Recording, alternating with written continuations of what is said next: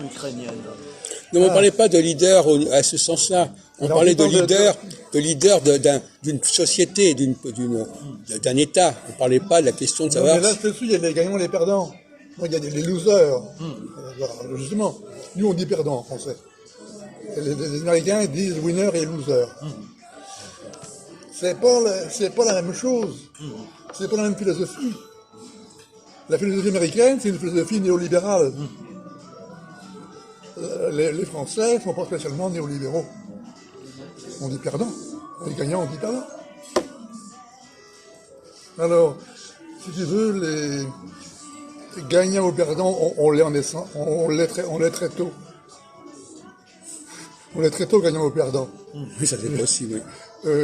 Je veux dire, on ne devient pas gagnant, on ne devient pas perdant. Oui, il y a des comportements de loser. Ils projettent en plus leur côté loser sur les autres. Des comportements de loser, il y a des comportements de loser et des comportements de gagnants. Oui. Bon, en même temps, c'est pas mathématique non plus. C'est pas. On peut être dans une case et tantôt dans. Oui, mais enfin, quand on imagine que les gens sont incapables de résoudre les problèmes, c'est déjà intéressant comme position. En disant, bah, lui, il y a trop de problèmes, il va pas pouvoir s'en sortir. Ah, c'est génial de dire des trucs pareils, hein. Bon, non, mais c'est notre ami Friedman qui n'arrête pas de parler comme ça. Alors Mélenchon, il va faire les pires conneries possibles, d'après ce qu'il dit, hein. Alors il va se tirer du jour au lendemain une balle dans le pied, donc comme si c'était le but d'un leader de se tirer une balle dans le pied. Non, je dis pas ça.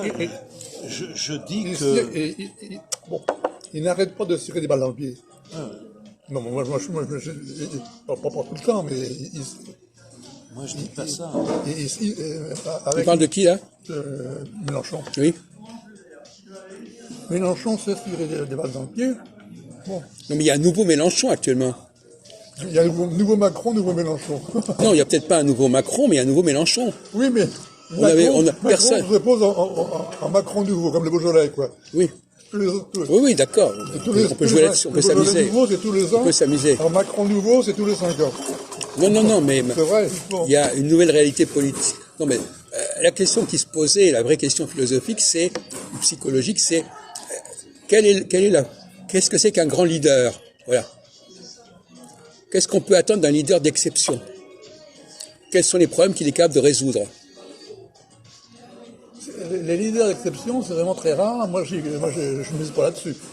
Oui, par définition même, d'exception. Oui, si c'est un leader d'exception, moi je... Bon, un grand leader, alors on va encore jouer sur les mots, là. Un bon leader, je veux bien. Pitié, parliez-nous ce genre de pinaillage sur les mots. Non. Oh là là. Non.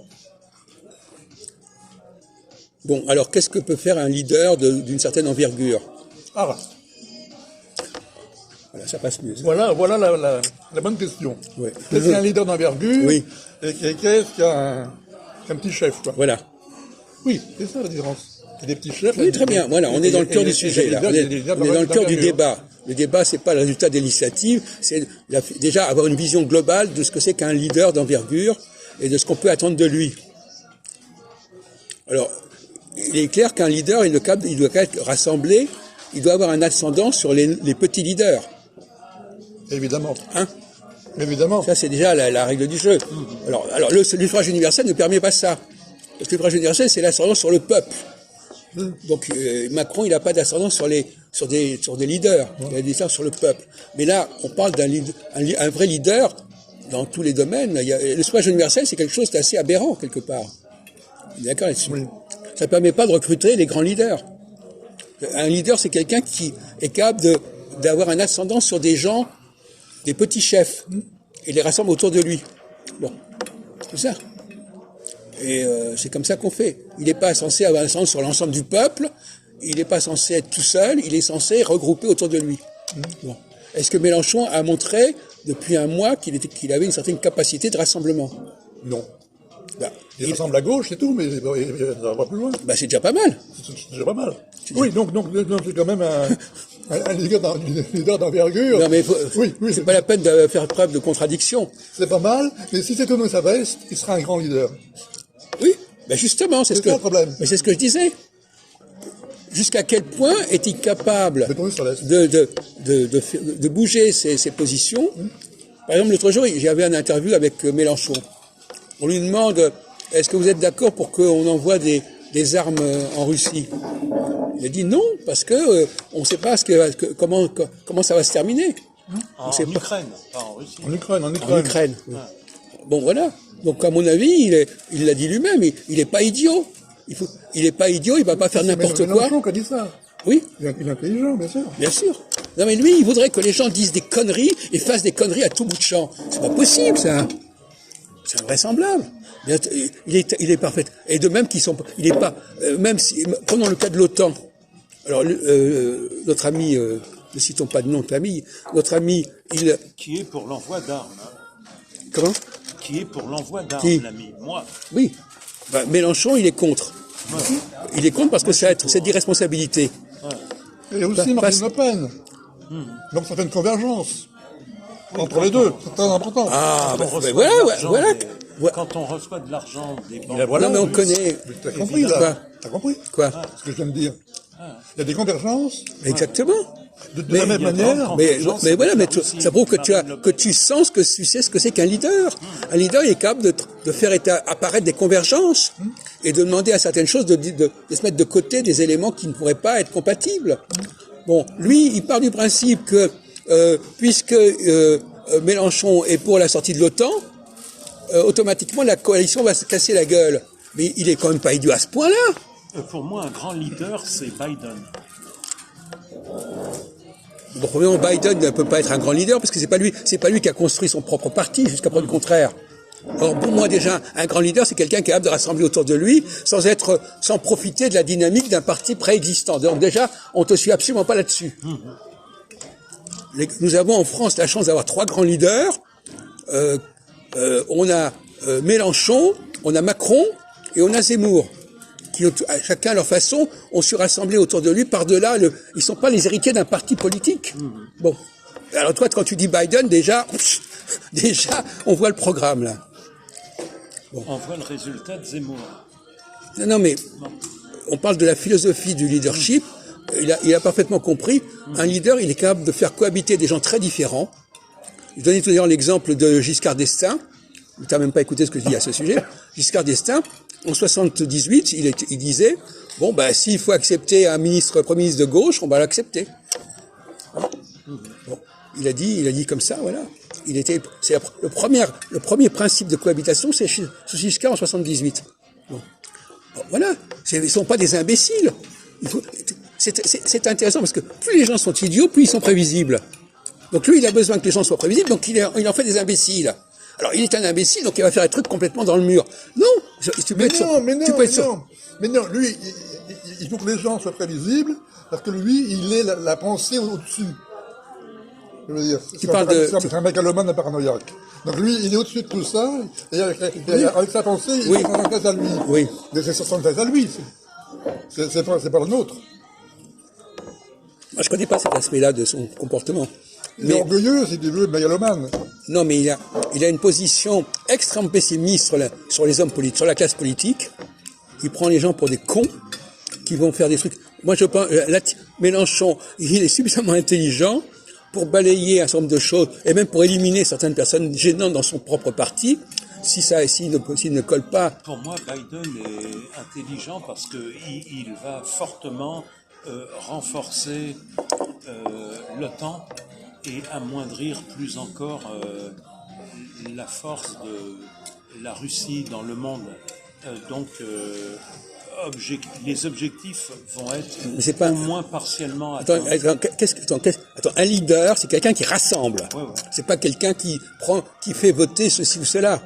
Non, et d'autre part, en plus, entre parenthèses, dans ce cas précis, il est évident, avec cette histoire de guerre, il est relativement facile de rassembler. Hein. Les républicains et les démocrates arrivent à se mettre d'accord sur certaines choses. Bon, et c'est tout à fait circonstanciel, ça.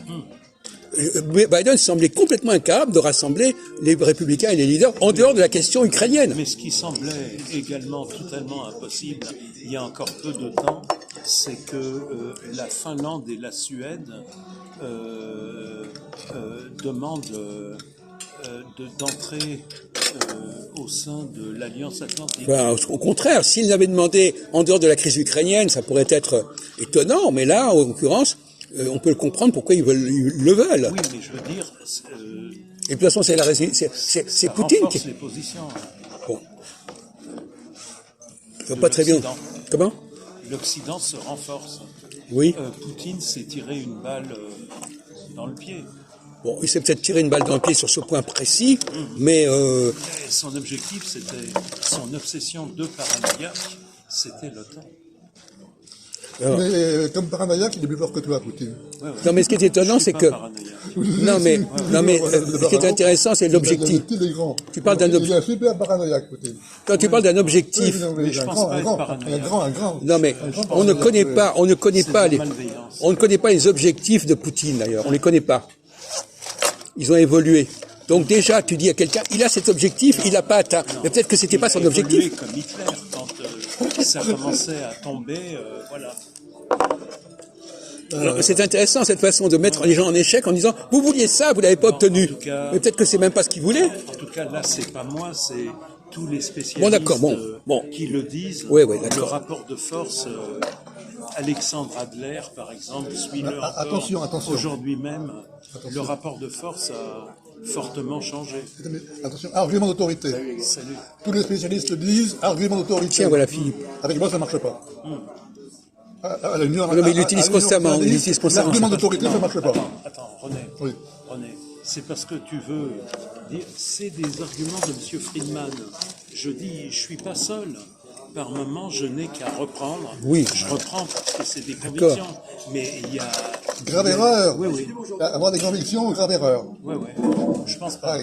Non mais, avoir des non, mais moi, ce convictions, qui c'est une grave erreur. ce qui me gêne, c'est cette idée de dire, suis, là. il avait cet objectif-là, moi, je trouve ça génial. Il avait cet objectif-là, et donc il l'a pas obtenu. Mais c'est toi qui décides qu'il a eu cet objectif-là. Il avait d'autres objectifs que cela. Avant de renforcer l'OTAN, il voulait déjà renforcer reconstruire. Enfin, il a 36 objectifs, Poutine. Hein? Alors il a celui-ci, il a celui-là. Il voulait récupérer l'Ukraine, il voulait rassembler, etc. Tu te souviens de l'objectif de Khrouchtchev, c'était de dépasser au niveau scientifique et technologique Oui. les États-Unis. Oui. Crétinisme de Khrouchtchev. Oui. Ils n'ont rien du tout. Oui, mais je sais très bien, je suis bien placé pour le savoir, puisque on a des amis astrologues qui avaient prévu ça, soi-disant. Ouais, ouais. Il y a même un type qui a écrit un bouquin là-dessus. Il écrivait, et c'est André Barbeau. Il écrivait en 71, il écrivait ça en 65. Il écrit en 71, l'URSS aura rejoint les États-Unis. Parce qu'il y a des astrologues qui ont récupéré les discours de C'est Khrouchtchev. plutôt loupé. Et alors, oui. Il vaut mieux une société avec un peu plus de liberté. Ça donne plus de chances malgré toutes les imperfections. Non, mais moi, ça m'intéresse pas de noter, de mettre les gens en échec, dire celui-là, il a voulu ça, il l'a pas obtenu, etc. Je considère que cette position-là, elle est trop grosse, et la ficelle est trop grosse, là. Hein? Je sais pas, la Russie a échoué, là, c'est tout. Comment? La Russie a complètement échoué. Elle a échoué? La Russie a échoué? Absolument. Moi, j'en peux pas. Je comprends pas ce genre d'argument. Et à propos de ficelles, dire que les néo-nazis dominent en Ukraine, là, les ficelles sont vraiment trop grosses. Ah, ça, c'est, alors là,